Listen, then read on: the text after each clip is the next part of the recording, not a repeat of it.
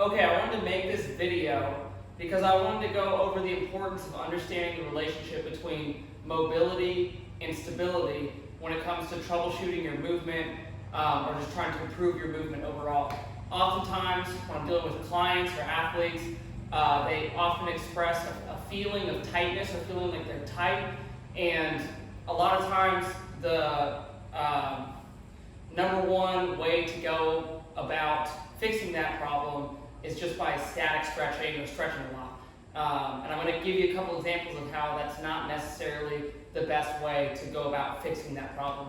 There's a time and a place for it, but it might not be the best way to go about it. So, as an example, let's take the squat, for instance.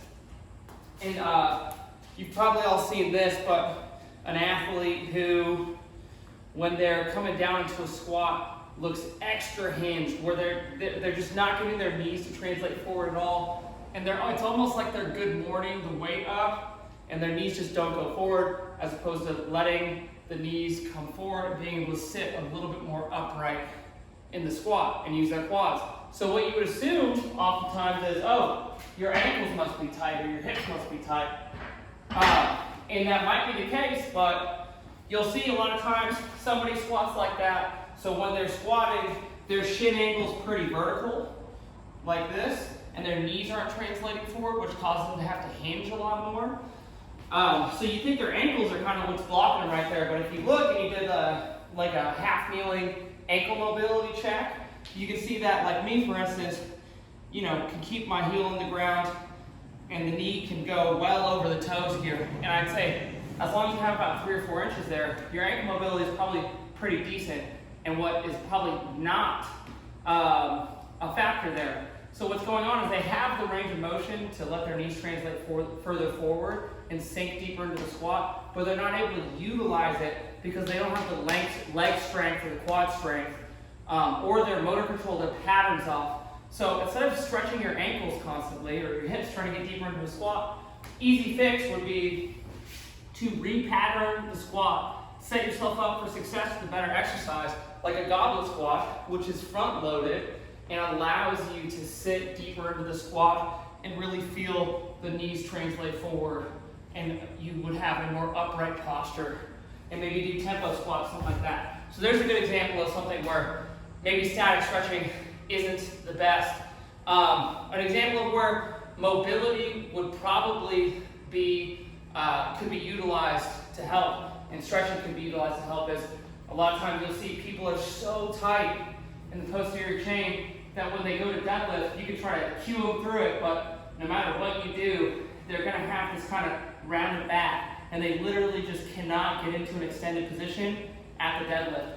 And if you check like a seated leg raise, for instance, and they're stuck at 45 degrees, and they're feeling tight in their hamstrings, yeah, they're probably really tight. So for sure, I think stretching the hamstrings out in that case would be a really good thing to do. However, it's really important that when you stretch, you use it as a tool. If you just have them static stretch their hamstrings, when you static stretch your hamstrings for 90 seconds, let's say with a band or something like this, your range of motion is going to go right back to where it was 10 to 15 minutes later, typically, maybe even less than that. So using it in conjunction with a strength exercise will solidify those gains, usually the mobility gains, because you need strength in that range of motion to solidify it. A lot of mobility is not really an actually short or tight muscle, but your nervous system just not being comfortable because it doesn't have the strength in that position to allow your body to go into that position. And a good example of this would be when somebody's under anesthesia, they instantly have more range of motion.